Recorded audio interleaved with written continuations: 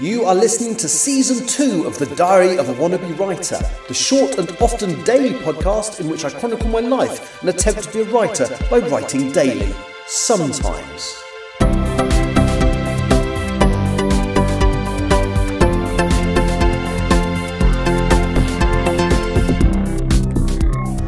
Hello, today is Tuesday the 26th of August 2025 and you're listening to The Diary of a Wannabe Writer, and I've just realised, very unusually, I don't think I even mentioned writing once yesterday. It was all about my standby.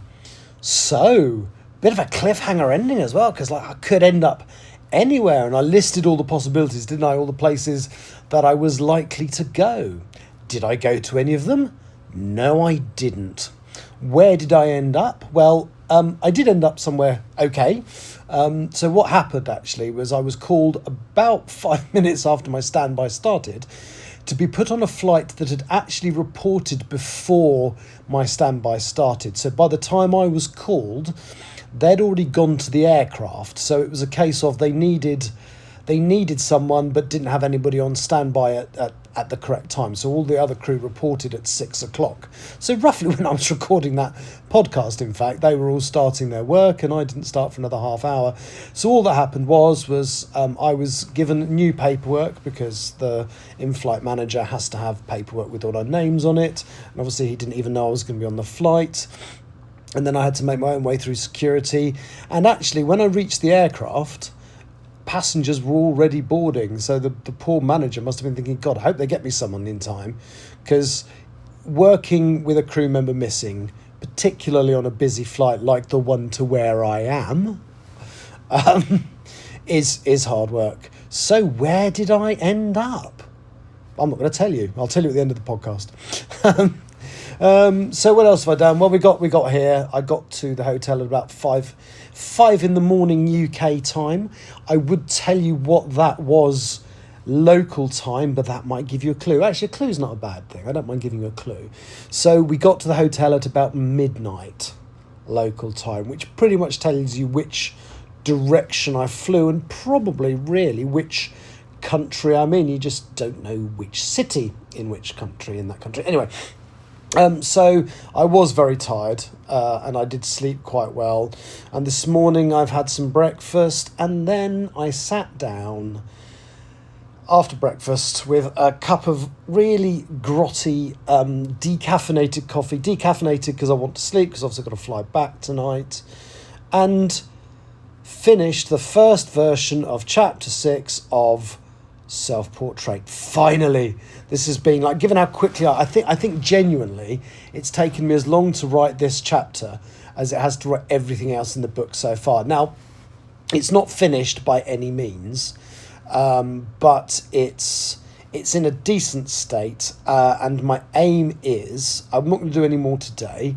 It came in at just over 5,000 words, which is what I kind of guessed it would because of the scenes I knew I still needed to write. And my plan basically is I fly home tomorrow, might be catching up with a friend of mine in central London. She's having a bit of a torrid time at the moment, so I might grab a coffee or some lunch or something. And then I'm hoping to do my screen read through tomorrow and then the full sign off on the 28th. That leaves me 3 whole days to write chapter 7, which is not that tall in order because it's a shorter chapter.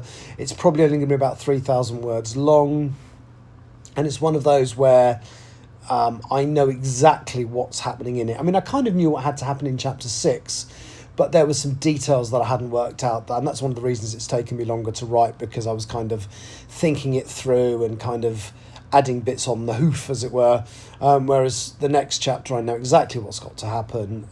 It's going to be an easy one to write, hopefully.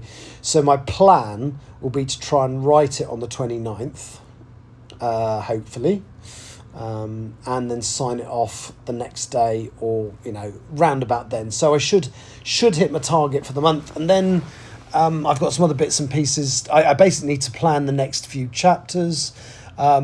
It's interesting because some of the material I've brought into chapter 6, most of it was planned, but not all of it was. So there was I was going to have something happening that lots of people at the Sutherland Institute found out about. But now I've decided that only one person or a couple of people are going to know about it. And they're going to try and keep it from other people. Meanwhile, those other people are doing things that they are keeping from the first person. So there's a bit of a schism developing in the Sutherland Institute, which I think will probably pay off in the next book. Well, it's going to be the plot of the third book, basically. But obviously I need to sow the seeds for it, because it isn't something that just happens. So I'm definitely laying the groundwork for two factions within the Sutherland Institute. One is going to be run by Meredith Dawson, is led by Meredith Dawson, who is the legitimate leader of the Council of Elders, or whatever they're called in the Sutherland Institute. And then there's Lady Desai, who isn't quite senior enough to be on the council, but thinks she should be, and has lots of disapprovals in her head about things they do, and it's going to lead to a schism. Anyway, that's me for today. I'm in New York, so it could be a lot worse. Not that I'm even going to leave the hotel, because it's such a short stopover. I'm basically going to sleep and fly home. Thank you for listening. I'll talk to you tomorrow. Take care. Bye-bye. You have been listening to The Diary of a Wannabe Writer. For more information about what I'm writing, go to linktr.ee/Richard Writes, capital R, capital W, where you can find details of my website and social media. I may see you there.